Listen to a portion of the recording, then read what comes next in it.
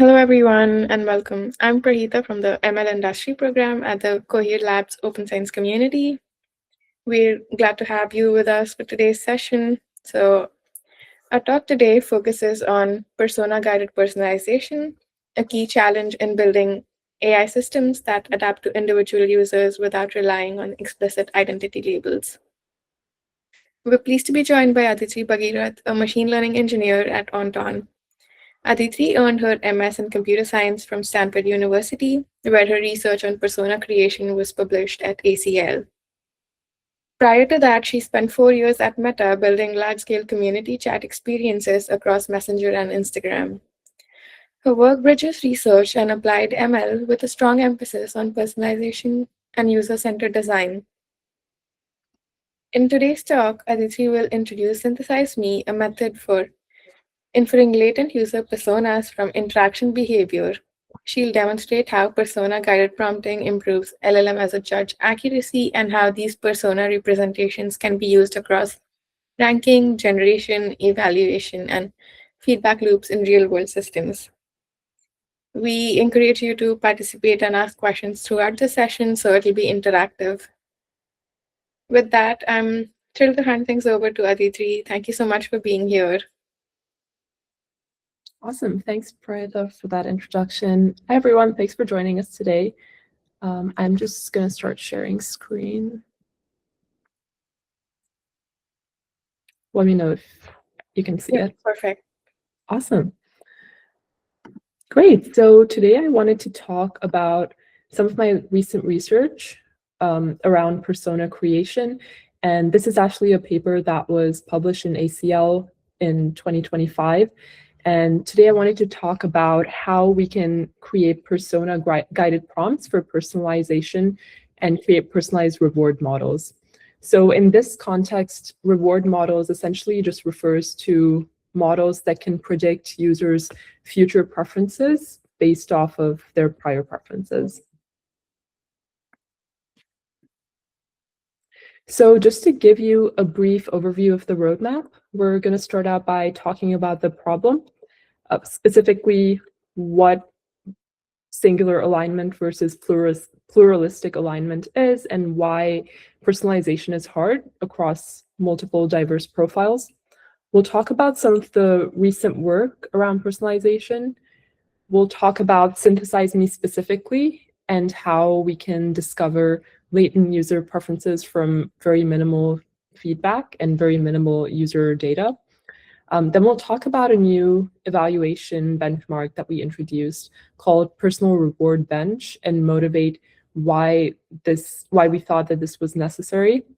And finally, we'll talk about some of the performance gains that we observed from this persona-based personalization, see how it scales, whether it's robust, and implications for the future. So to start out, I wanted to begin with a brief discussion of what alignment means. So the standard assumption or definition of alignment just primarily assumes that there's a single correct or best response to any given prompt. So for instance, like we might want to be as expressive as possible while also being brief and make sure that we don't allow harmful content to go through. However, in the real world, user preferences are extremely diverse and differ across multiple dimensions. So it doesn't quite make sense to have a single aligned version of a model response for someone. People might have different personal values, ethical frameworks, stylistic preferences. Someone might like humor in their responses versus more concise, brief responses, reasoning depth. I don't know if some of you have seen, you ask ChatGPT what 5 + 3 is and get like 10 paragraphs in return talking about the history of addition. Like people don't want that always. And then also preferred emotional tone.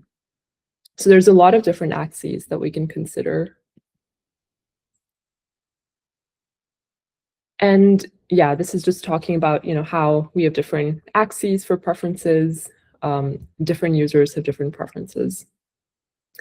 So a lot of prior personalization pipelines out there kind of erase differences between individual users and try to create aggregate personas for users. And some of the common things that they use to do this include user metadata like demographics, profile information, behavioral signals like click data in e-commerce settings. And then they use this to transform all of these different interaction data or user metadata into fixed dimensional vectors. And then they'll typically use those embeddings to then condition and create a user representation. And usually the axes that we'll define are fixed and standard and don't really necessarily evolve with different users. So we might care about like age, gender, geographical location, but we don't necessarily know. We have those categories predefined and don't really come up with new categories on the fly for new users. So another feedback or another source of data, or I guess representation of data that we can use includes pairwise feedback, which I feel is more powerful than just user metadata. So this is like, for example, if you're shown two alternatives between model responses, like, if you ever see ChatGPT giving you two alternatives and you click which one you prefer, that sort of style. So this is quite easy for users to provide. There's not a lot of cognitive load in terms of users having to think why they like a certain response over another. And it's much easier to like scale this as well. But the challenges here are that sometimes it's hard for users to understand, or it's hard for us to understand why a user chose response A versus response B. Like it's unclear whether they preferred the formatting of the response, the content of the response. And it's also sometimes hard to collect data in this format because it's not that easy to gain access to a lot of these model responses. And then if we ask users themselves, or if we try to think about how users might create a prompt that represents their own preferences and pass it into a language model for personalization, we also run into additional gaps there because users themselves might struggle to understand or verbalize why they prefer something versus another. And unless they see examples of alternatives, sometimes it's hard for them to even know that a possibility might exist, and therefore don't really have anything to inform their preferences. And then finally, prompt engineering ends up being kind of painful. It's unclear, how to elicit the best model responses, and not every user will have that ability or the level of motivation to do that. So when we think about model response personalization, we primarily consider two different axes. The first one is content personalization, which is the actual quality in terms of factual accuracy, helpfulness, and like degree of factuality. And then the other axis is stylistic personalization or presentation personalization. So this could be anything from the format of a response to how brief or lengthy a response is, whether it uses humor. And in this research, we primarily want to understand a user-specific reward function that predicts individual preferences from limited interaction data. So given a few different pairwise preferences for users, we want to then be able to infer which of two model responses a user is going to prefer in the future. And the key constraint here is that we have very little data, typically fewer than 10 examples per user, 10 preference pair examples per user. So there have been a lot of there's been a lot of prior work around trying to extract preferences from pairwise data as well. So one of these, or a few of these are listed here. We have variational preference learning, which tries to essentially learn latent user embeddings through inference. We have pluralistic alignment, which will try to analyze user pairwise data in aggregate and then come up with a few different prototypes for features. So it'll come up with a single representation, vector representation, and then try to think about or come up with weights for each user based on how closely they align with each of the different prototypes. And then we have group preference optimization, which will try to cluster users into preference groups. So instead of taking into account the preferences of each single user, it'll use clustering to try to come up with clusters of groups that can then be assigned the same persona. A lot of these similarly have limited expressivity because, again, they're creating fixed dimensional latent spaces instead of expressive ones for each user and changing the features that we care about for each user. They're also not super interpretable and sort of hard to debug.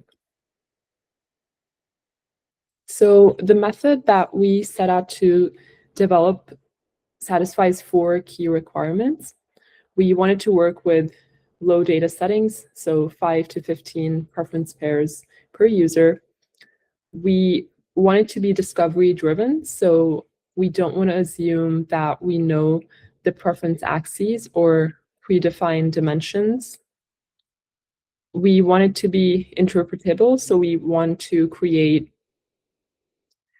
prompts that are human readable, that we can reason about. And then we want these prompts to be able to generalize across different language models, work with any API, any size of parameter model without requiring access to fine-tune.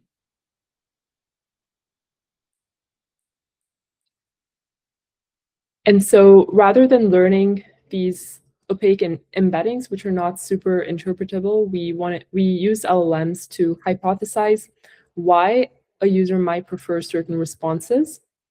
Once we have these different reasoning traces, we can then use them to create a more coherent persona description, which is sort of like a natural language summary of the user preferences. So this is an overview of the pipeline that we have.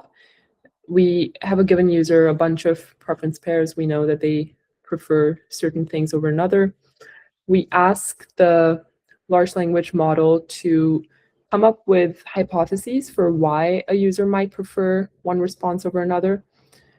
So for example, in this case, it asks the user, what do you think about abortion? And then if the user prefers, a more sort of like pro-abortion response, the LLM might hypothesize that they're someone who's like more liberal versus conservative. And then we take all of those different traces from each of the responses and then use that to create a persona.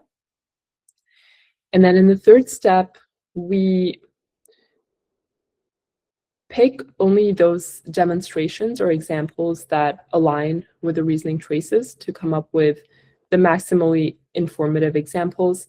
And finally, we pass in the persona that we created in step 2 and those informative examples and just stitch those together into a personalized prompt.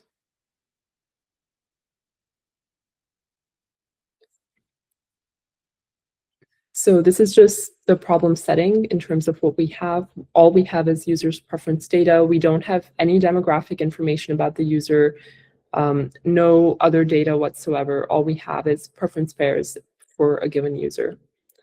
And we want to use this to be able to predict their future preferences, essentially.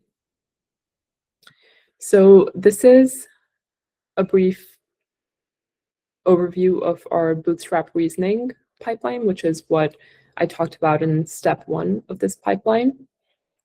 So for each of the preference pairs, we generate a hypothesis about why the user prefers one over another. And then based off of that reasoning, we predict which answer the user actually preferred. And now this might sound kind of odd, like why would we choose to discard some of the preference pairs examples that don't quite fit into the persona that we created? And that's because we only want to, when we actually create the personalization prompt for demonstration purposes, we want to make sure that the persona that we have and the examples that we pick are consistent and don't lead to like conflicting or confusing outcomes.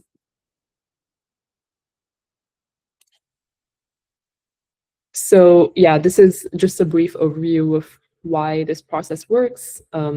Even though our initial explanations are just educated guesses based on general knowledge, aggregating those together across 5 to 15 preference pairs seems to work well. And then we automatically, here like incorrect might be a bit of an overloaded term because we don't necessarily, it's possible that users might have extremely diverse preferences and might have conflicting personalities, but for the sake of simplicity here, we discarded the quote unquote incorrect hypotheses and left only the reasoning examples that helps predict preferences. Yeah, this is just talking about the input and output in step 2.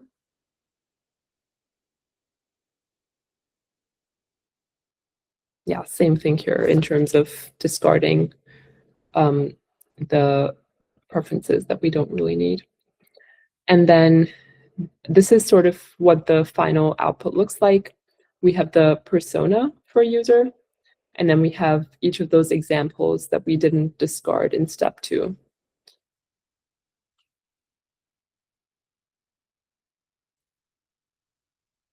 So this is just a little overview of the implementation that we have. So now I'd like to talk a little bit about why we decided to create a new benchmark. So after sort of going through this whole pipeline and process, we were using 2 sources. One was the Prism dataset and one was the Chatbot Arena dataset.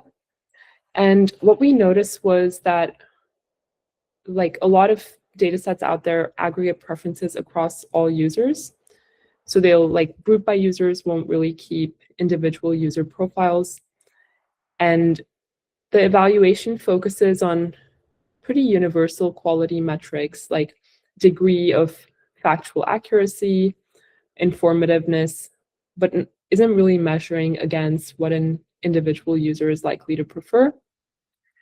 And then there's also a lot of these data sets don't really think about more complex values-based preferences. It might just be very surface level preferences, like do you prefer blue versus red, or like do you like this movie versus that movie, especially for like e-commerce settings as well with product preferences.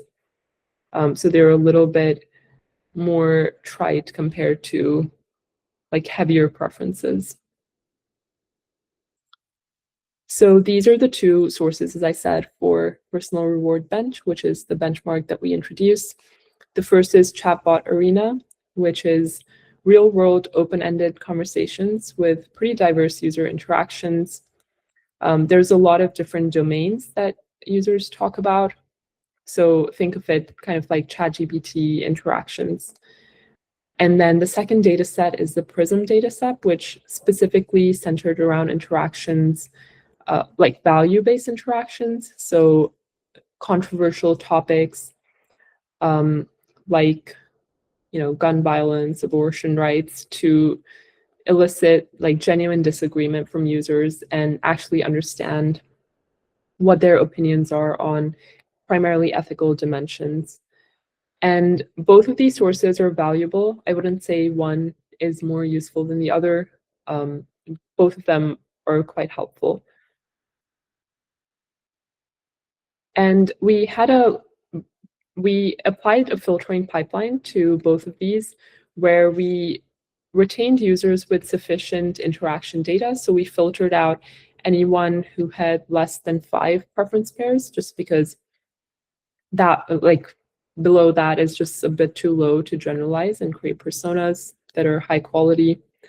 We also filtered for prompts where like generic responses are likely to fail. So thinking about prompts that are actually likely to result in some sort of user disagreement, people aren't really that likely to have strong opinions, for example, about, you know, whether something should be, I don't know, like whether pizza is better than burgers or something like that. And then we also, or maybe people do care a lot about that, but, and then we also selected preference pairs where different state-of-the-art models have different predictions. So there's a high degree of agreement between models themselves on which response is the better response, for instance, based off of, you know, factuality, degree of, you know, brevity, that sort of thing. And this is what our data set was narrowed down to after filtering for some of these priors. We have had about 131 users from Chatbot Arena specifically, 720 users from the Prism dataset, and the median number of preference pairs per user, the median number, I believe, was 13, but ranging from 7 to about 22.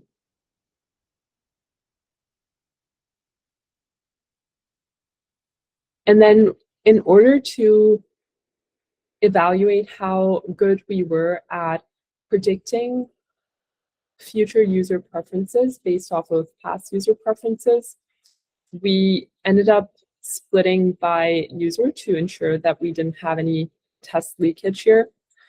So rather than taking a single user's preference pairs and having, you know, some of them as training validation tests, we assigned an entire user's pairs as like training validation versus tests.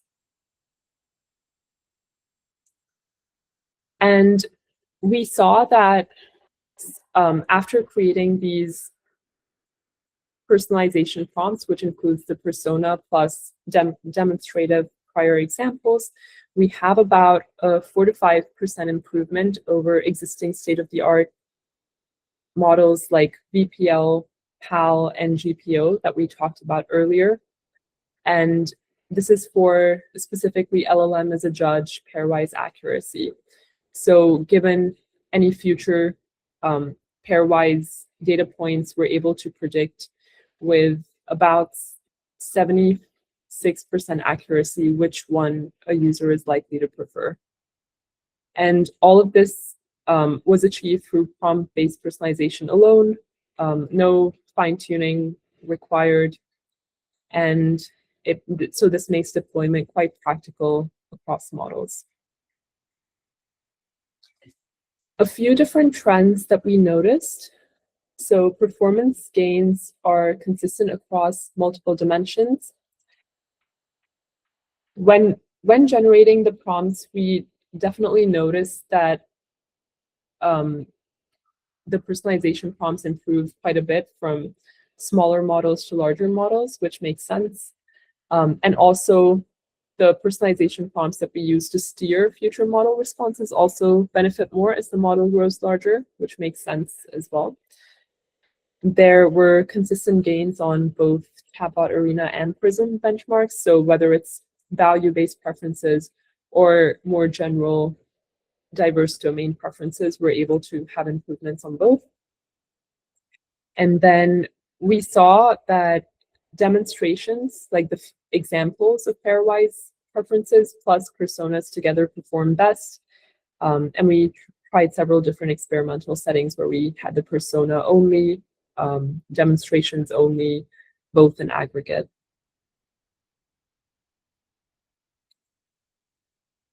And yeah, this is just talking about some of the previous personalization strategies that we had. So our method, SynthesizeMe, is especially valuable with low data settings. And also cases where we don't really have predefined axes that we care about. This is just talking about how our prompt scales with an increasing number of examples that we provide. So we saw that accuracy improves by about 0.8% per every additional preference that we have.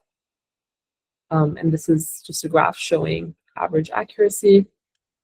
We also had scaling with model size and compounding gains. So this shows, just a couple examples of the personas that we created. This is with Llama 3.3, 70 billion. This is with Qwen 3.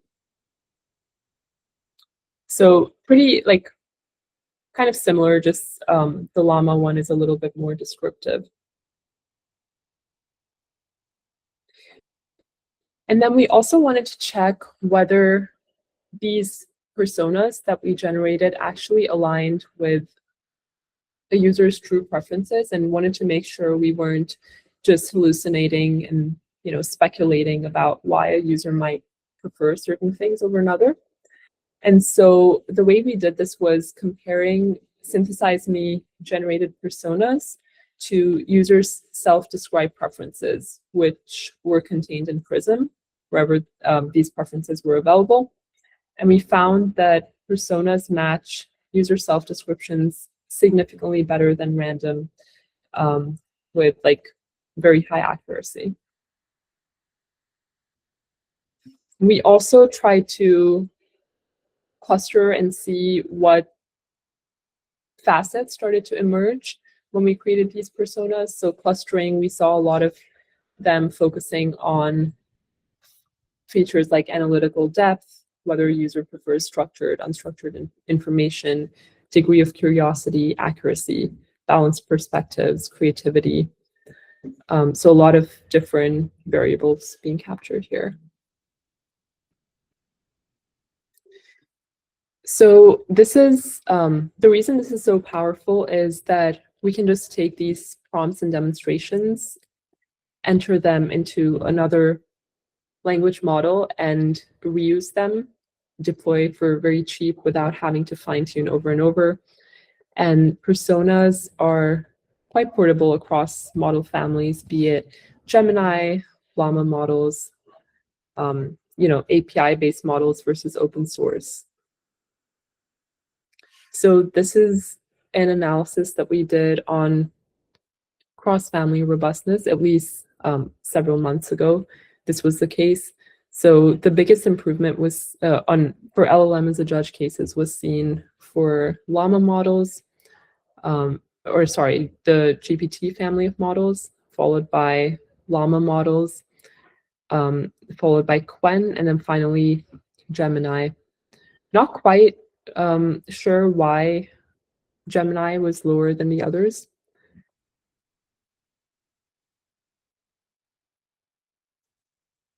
And again, the reasons why this is so impactful is that it's privacy preserving. It doesn't collect any demographic data or personally identifiable information for different users. Preferences are learned just from behavior. We have very transparent, human readable personas that we can even expose to the user if we like. Show them what we inferred, give them the option to edit it. And this is compatible with pretty much every model out there without architectural changes. A few limitations are that currently we have somewhat of a dependency on pairwise data. So we do need this comparative feedback between preference pairs, which might be hard to collect.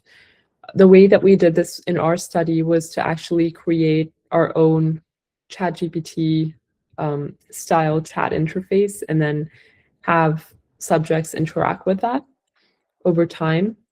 But in practice, it might be a little trickier to collect this kind of data. And we evaluate it only on short interaction windows, not super long horizons.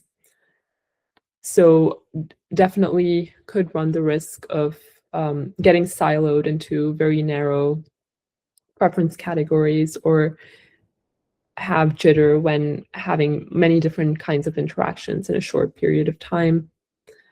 The models also may over-optimize for user agreement rather than truthfulness. And then, of course, reinforce existing opinions without necessarily exposing users to alternative perspectives. So just a few future directions. We want to think about how we can track preferences across longer periods of time.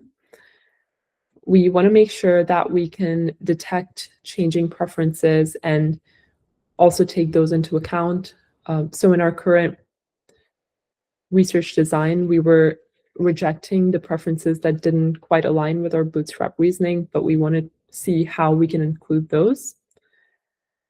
And then also make sure that there are safety constraints and we don't, you know, encourage harmful responses. Like just because a user, you know, might like violence for whatever reason, we don't want to sort of feed more of that back and create an echo chamber of violence.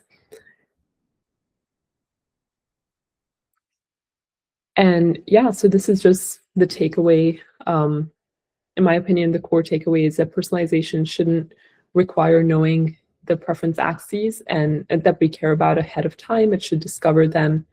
And here we have a big step toward pluralistic alignment where we are learning diverse preferences from minimal feedback on the fly without sacrificing interpretability or debuggability. Yeah, thanks. Any questions?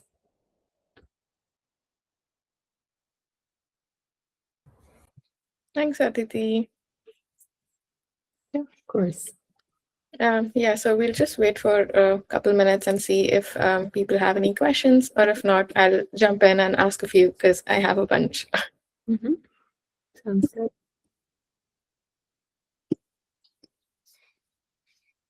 Actually, I'll keep sharing screen. Yeah, I think that would be good.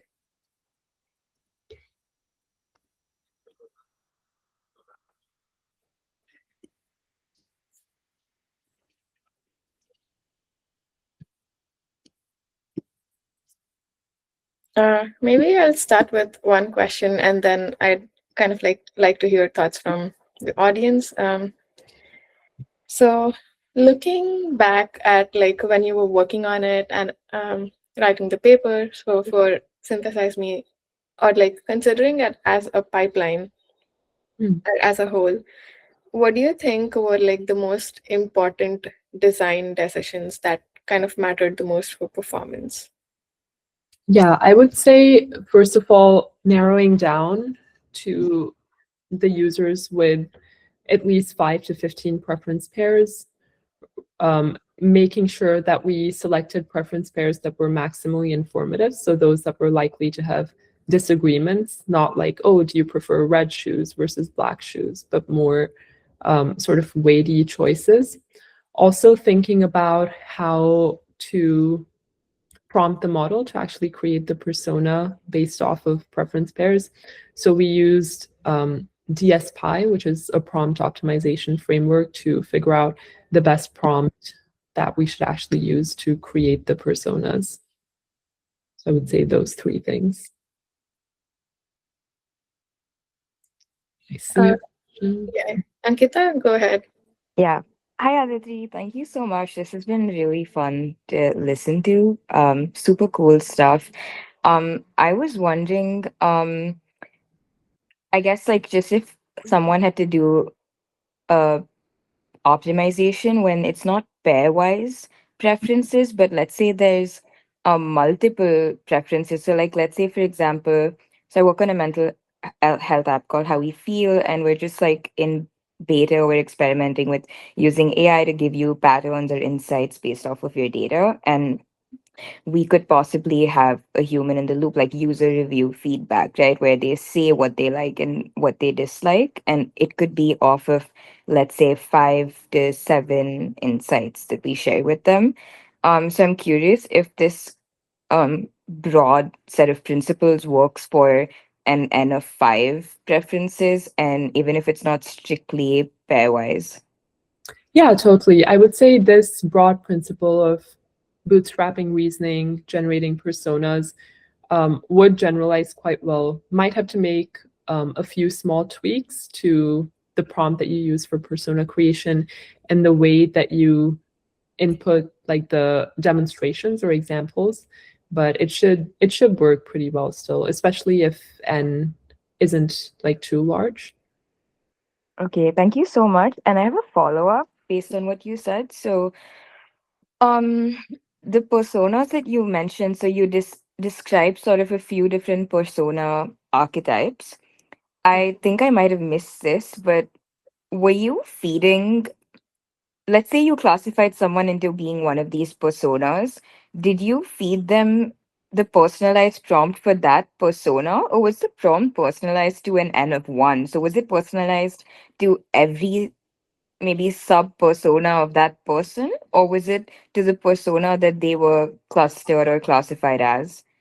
Yeah, so there's no clustering or classification of users into personas here. So this persona that we generated is specific to a particular user. So this was different for every single user in our data set. Awesome. Okay. Thank you so much. Yeah, super helpful. Yeah, of course.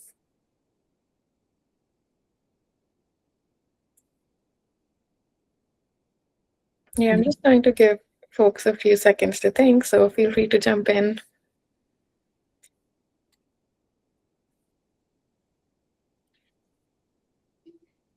I'm just gonna ask another question. If yeah, and if someone else wants to go ahead, please interrupt me.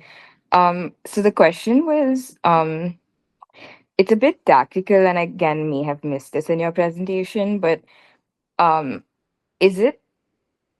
Do you personalize the whole prompt based on the persona using the DSPy framework, or just in some other way, or is there some kind of a variable aspect to the prompt where there's this one variable that changes based on, so each user has this little blurb describing their persona, and then that blurb is inserted into the prompt itself? Do both work, or is one preferable? Is the whole personalizing the whole prompt preferable?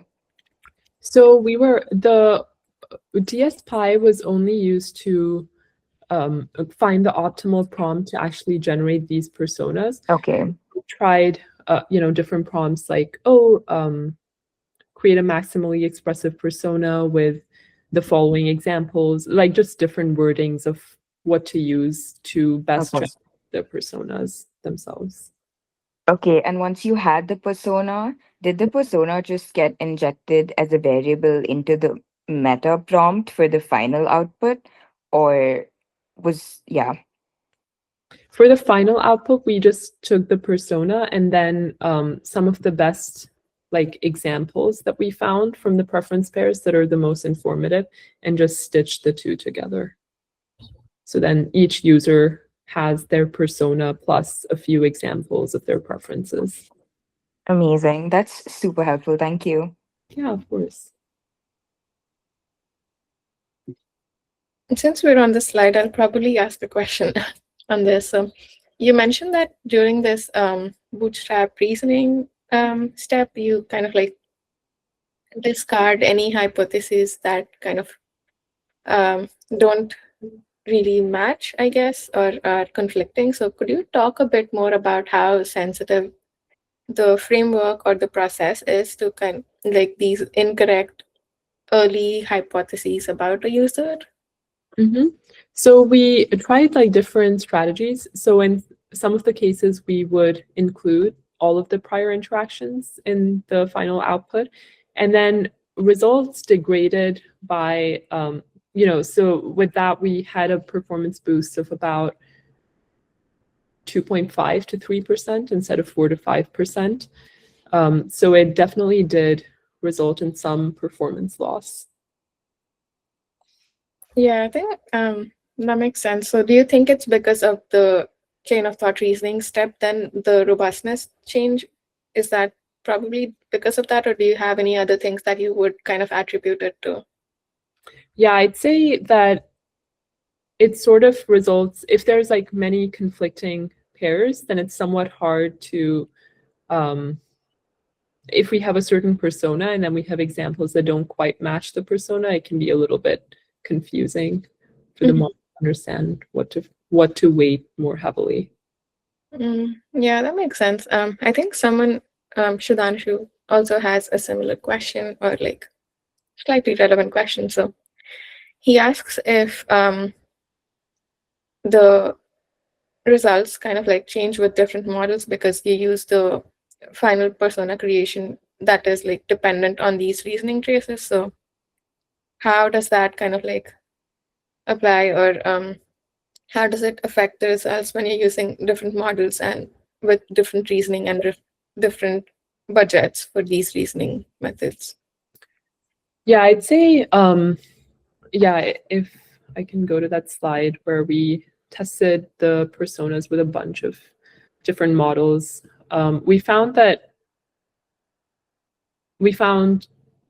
GPT family and Llama models were the best, and Gemini had somewhat mixed results, but still had an improvement of 3% roughly. And I would hypothesize it's because they sort of have different paradigms on how heavily to weight user inputs versus like defaulting to whatever they have. So the OpenAI family of models might be a little bit more lenient and like cater to the user's preferences a bit more versus Gemini models that might be more like staunch in their preferences, or Anthropic models, which are likely to be even more hard to influence or shake. Mm-hmm. Do you think it kind of like goes back to how much they value safety aspects, or like how hard they're to kind of steer just using prompts? Yeah, I think that's definitely a part of it. Anthropic has very rigorous ideas around alignment, of course, and the values that they want their models to express. So I would say it's kind of a trade-off sometimes. Of course, we don't want to promote like extremely harmful content if a user has extremely like violent or unethical preferences. So it's definitely a trade-off. Right. Yeah, so a slightly relevant question. In the limitations section, you kind of like touch on risks like sycophancy. So do you think exposing personas to like these users can help mitigate those risks, or does that, like, did you observe anything in those aspects? Does it make them worse, or does it help it, or? Yeah, I've noticed that. So a lot of times users will don't love being bucketed into a narrow spectrum, but this sort of prevents that risk because we're learning on the fly and updating their persona with each of their each of their new interactions. And I do think that exposing these personas to users can be quite helpful because it gives them a chance to edit them or remove things that aren't necessarily accurate. So I do think that's a big benefit here, because with things like VPL or like group preference optimization, when we have weights for users, there's no real way to expose those weights to them or have them edit and play around with them and see the results in real time. But here I would say it's a benefit to be able to expose English language personas to users. Mm-hmm. Yeah, that makes sense.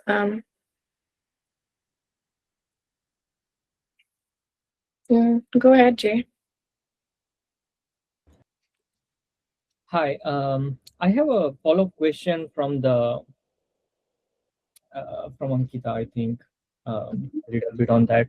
I'll read the question first, and then I'll go through a little bit of like the context on that. But so the question is, did you notice the divergence in persona based on the context? that's provided from the preferences. For example, a user have like 7 preferences that the specific user end up like getting after filtration, like have 7 preferences, right? Mhm. For example, if I will just do like 3 preferences instead of 7 preferences for the same user, Mhm. how the persona could diverge if it's supposed to diverge. Like, so I'm just, little bit like want to pick your brain if there is something that you guys noticed, like an oblation that would change it.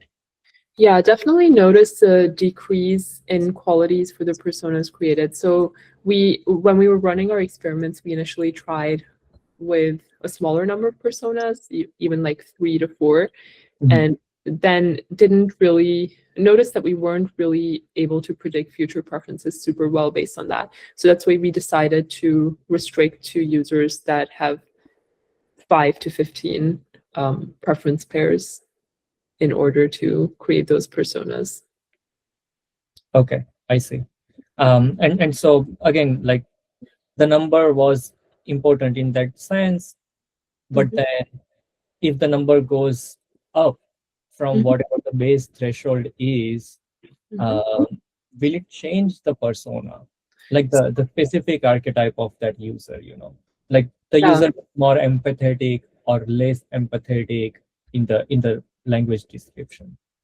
Yeah, we definitely notice. So we actually noticed a linear improvement in accuracy Okay. with every preference pair added by 0.8% for future preferences. So definitely this is something that improves pretty linearly with more data.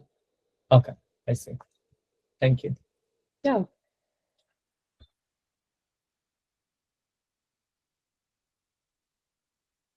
Any more questions?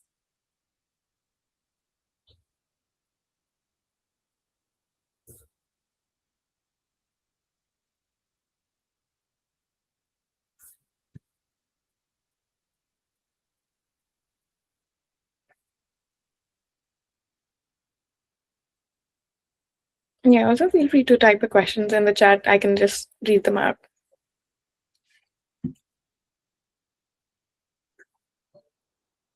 Meanwhile, I'll probably ask another question. So, do you see any particular, like, have you observed any particular types of queries or preference domains where this kind of helped more than the others?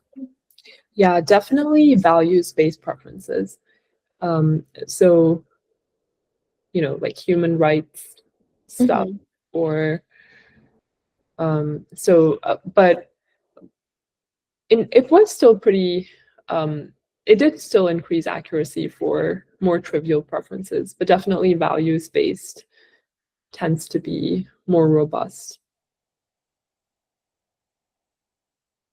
And this is purely based off of like the prompts that you have given it, no fine tuning. So that's actually super interesting. Yeah.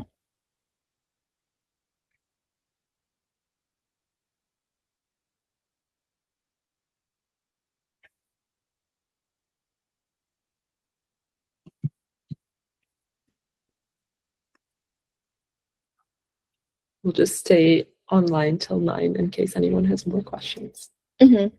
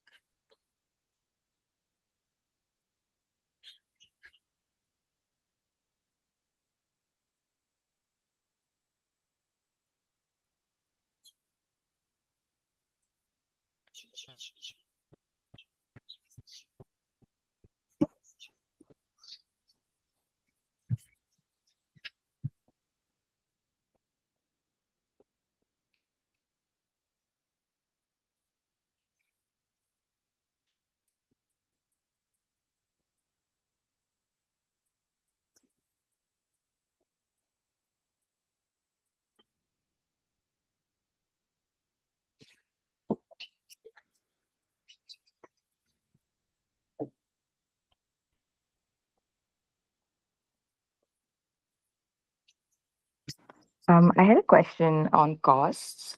Mhm. And I was curious. I don't know if you've thought about this as a part of this process, but since you mentioned that it's this doesn't use like fine tuning, do you have a sense of whether this would be more expensive or cheaper than fine tuning? I would say cheaper, just because it's also easy to extend it across models. Like once you create this prompt, which includes the persona and examples, you can just extend it across different models without having to, mess around with the architecture, run all those experiments. Got it.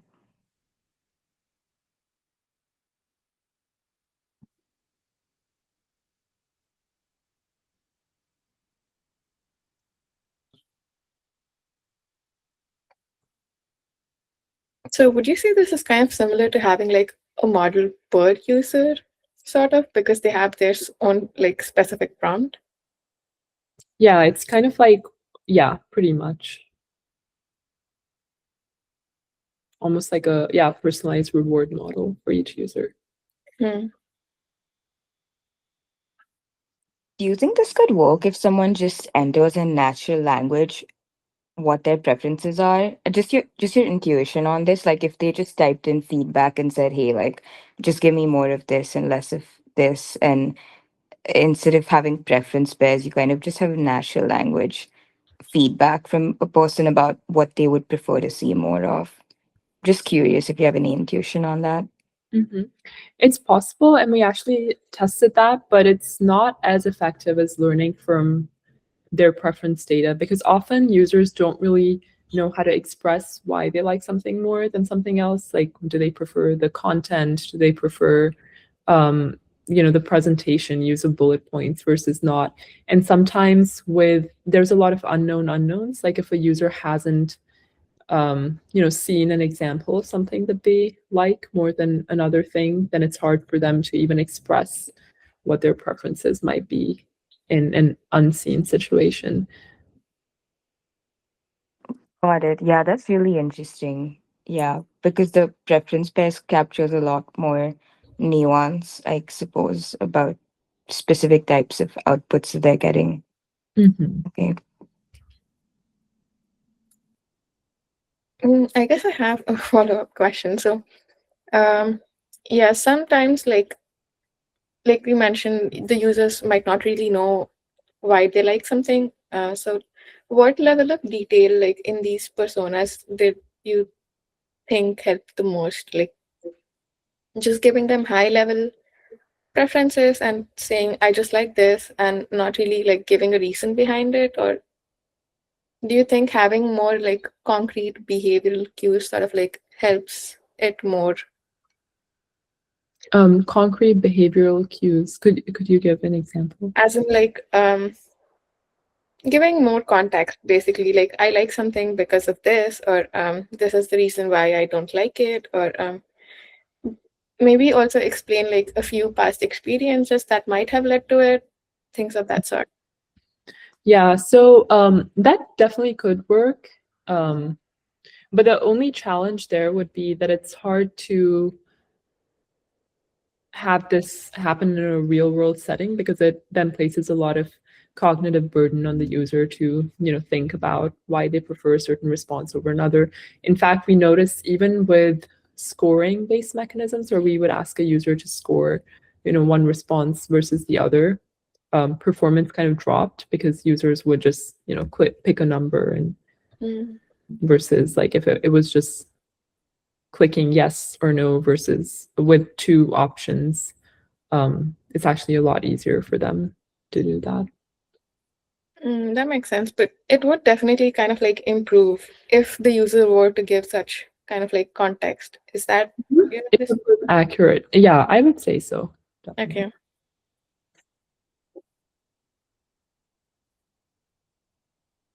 Yeah, I'll give folks a couple minutes and then we can wrap it up.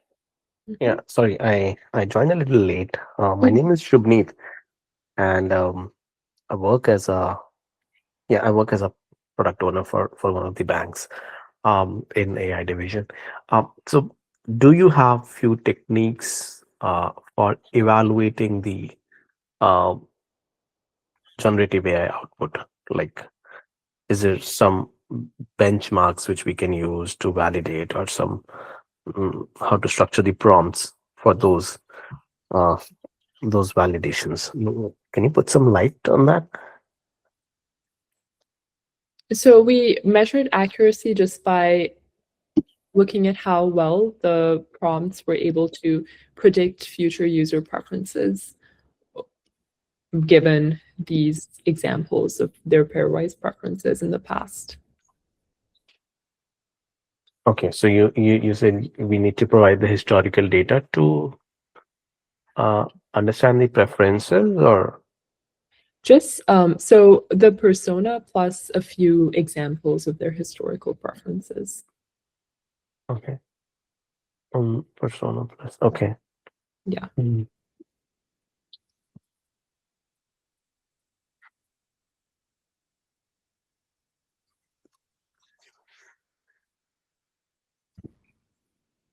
So yeah, like a high level description of their preferences plus.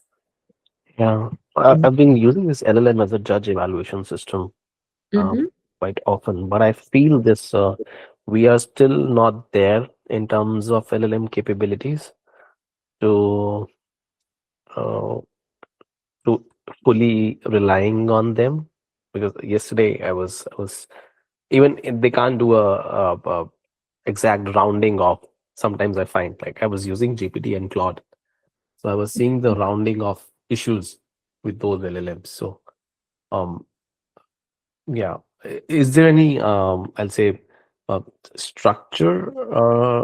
I understand this persona and giving the example. Is there anything else we can add on to it? Maybe some uh, stopping conditions, or yeah, those kind of stuff, so that we know, okay, what to evaluate, where to stop, those conditional phrases. Like, is there a structure to it? I'm not quite sure I understand the question. Stopping conditions for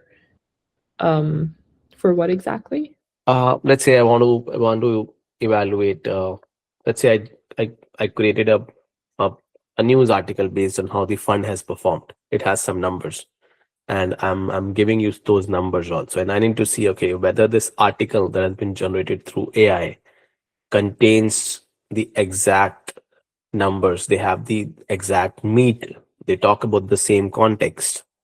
Those kinds of, rather than me reading through it, Mm. it should have a system that automatically comes up, reviews it. Yeah, I guess that's more related to sort of grounding and checking. But the purpose of this research is essentially just to see if we can improve LLM-as-a-judge evaluation accuracy in like the pairwise setting, not necessarily like fact checking or information accuracy. Mhm. Is there a way we can get this presentation? Yeah, we'll have the recording available and it will also be uploaded on YouTube. Okay, that'll help. Thank you. Thanks, Aditri. Thank you. Yeah, thank you so much, Aditri, for the wonderful talk and for walking us through both the research and the real world impact of persona guided personalization. And I'm sure there were like a lot of takeaways for folks across research and engineering. So yeah, if anybody has any questions or want to continue the discussion, please feel free to reach out through like our community channels, or yeah, once we have the video uploaded on YouTube, I'll also message on the channel, so it will be there. Yeah, I also want to quickly mention that we're planning to launch a series of book and paper reading sessions under the ML industry program. So if you're interested in joining those or helping shape them, we'd love to have you join. So keep an eye out for the post on ML industry channel, or just the Discord in general for any updates. Thank you again to everyone who joined today and for the great engagement. Thank you, Aditri, and I hope you all have a great weekend and hope to see you at the next session. Thanks, everyone.